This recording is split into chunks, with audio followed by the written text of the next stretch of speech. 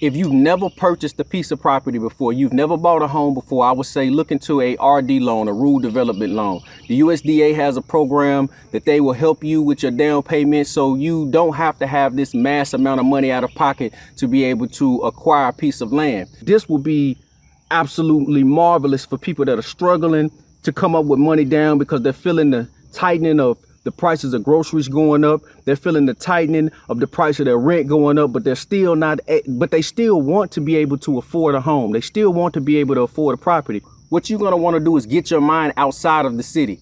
And it's really a beautiful thing because inside of the city is so many rules and so many regulations. You want to get to a rural area. The government has incentives for you to move out into rural areas so that you can start to afford these properties. Understand that you getting outside of the city is going to be one of your greatest assets to being able to afford this property. Also, you want to look for unrestricted land if possible. Now, what is unrestricted land?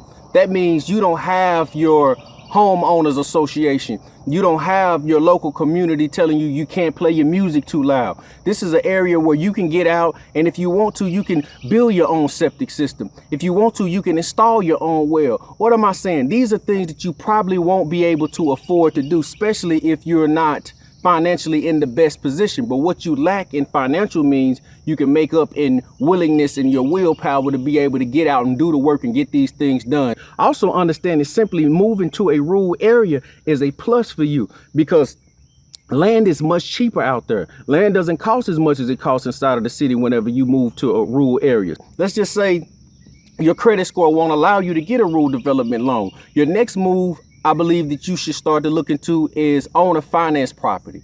Go on to Google, look into Zillow. Let's say we'll just start with Zillow. This is a site a lot of people go to look for homes and look for land. Everybody's familiar with it.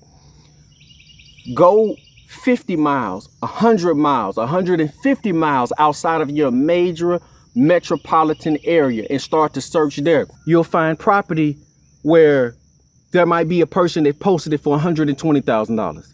And then they went down to $100,000. Then they went down to $80,000.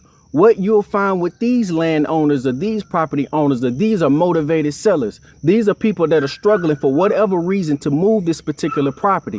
You can go to that owner and say, hey, I'll give you 2%, 5%, 7% down, and I'll take over the payments, meaning I'll pay you $500 a month, $400 a month. Hell, I've seen them sometimes cheap as $200 a month to take over that property. And now I can grow, I can have my livestock on there, and I don't have to go through a bank. That'll help you out if you have bad credit.